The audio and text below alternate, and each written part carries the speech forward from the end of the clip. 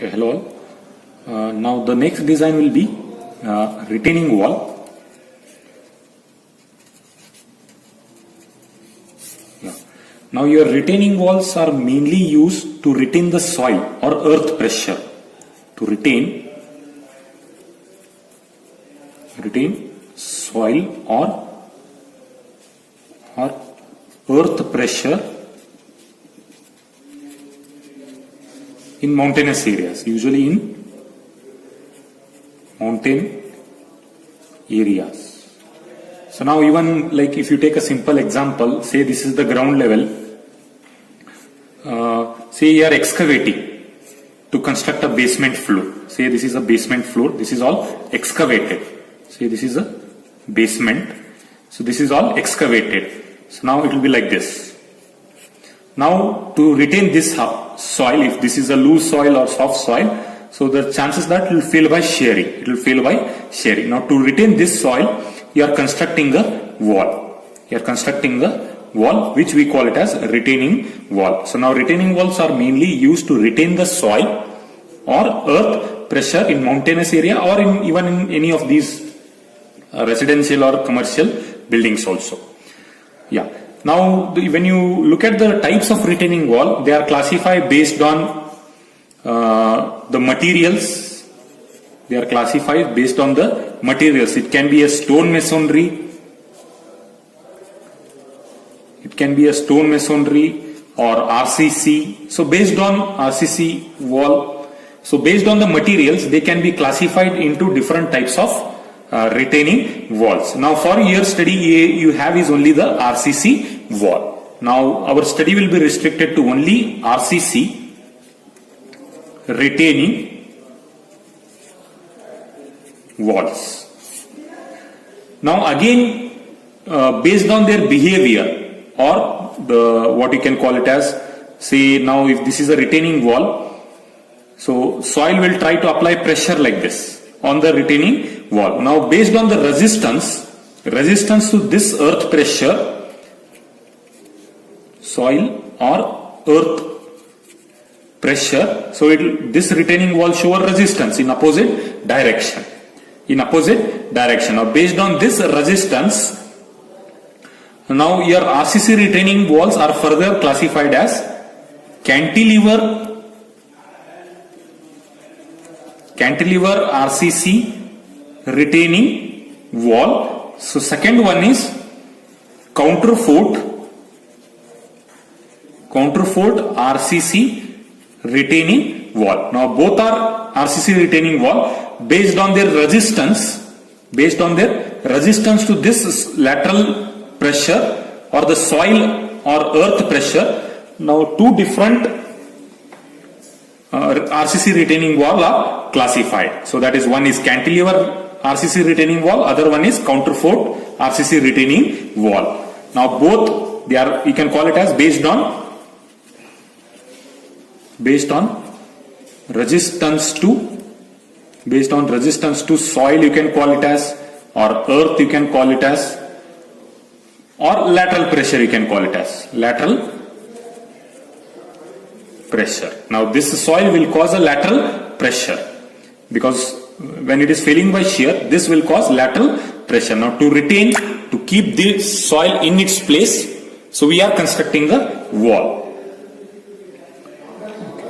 So now the first, what is the materials we have seen is stone masonry and masonry wall and RCC wall. Now since as per your study we have is RCC retaining wall, again we have is two types, one is cantilever and counterfort retaining wall. So these are classified based on the resistance to the soil or earth pressure or lateral pressure. Okay, now straight away what we'll do, we'll take up a problem, the first one, so that is designing a cantilever RCC retaining wall. So the first one is cantilever RCC retaining wall. Now usually what happens in cantilever RCC retaining wall is that, so now say I'll take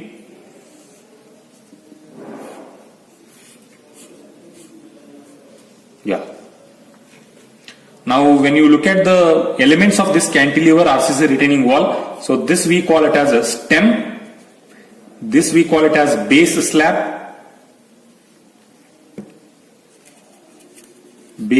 slab, and this we can call it as a heel slab. So within base slab, this can be called as a heel slab, and this can be called as toe slab. So now say here the other side we have the soil. So this is all soil. This is all soil behind this. Now wherever we have the soil side, that we call it as a heel slab, and the other face, this is the free face. The free face,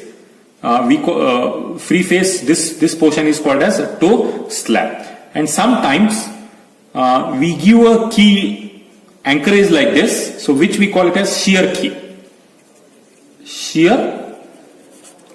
Which we call it as shear key. So now quickly revising that. So now this we call it as a stem. So now I have drawn the cross section. So this is cross section of retaining wall. This is the cross section of a retaining wall. When you cut a retaining wall across its length, so now this we call it as what? Cross section of the retaining wall. Now this will be running full length. So this will be running for whatever the length required. Okay. So now coming to the forces acting on the retaining wall. That is cantilever retaining wall. So now we'll draw this retaining wall again. Okay. So now whatever soil beneath that or besides this will cause what? Lateral pressure. This will cause what? Lateral pressure. So now this lateral pressure makes the stem to bend like this. Now when you look at the stem, it is fixed here and free here, which is fixed and free here. Now that is why your stem tend to bend like this. So this will have a cantilever action. So that is why this type of retaining wall are called as cantilever RCC retaining wall. So because of this soil lateral earth pressure, so your stem will try to bend like this. So since this will be a fixed end and this is a free end, so this will have a bending like this. So that is why this is called as cantilever retaining wall. So now what are other forces also acting on this is the self weight. The self weight of the soil, self weight of the retaining wall, self weight of the, so let me call it as self weight of retaining wall. So weight of the soil, weight of the slab, base slab, and base pressure. It will be resting on the ground in the sense base pressure. Now because of this, your retaining wall will be subjected to what? Sliding. So because of this lateral earth pressure, so this will be subjected to what? Sliding. Your retaining wall will try to slide in this direction. And same time, now because of this lateral pressure, so this also will try to overturn about this toe point, about the toe point. So because of this pressure, this will try to overturn. So now hence when we are designing, we have to design what? Your base stem element, base slab, and also we should check it for its sliding and overturning. So these are all the checks we have to do, which we call it as the stability of the retaining wall.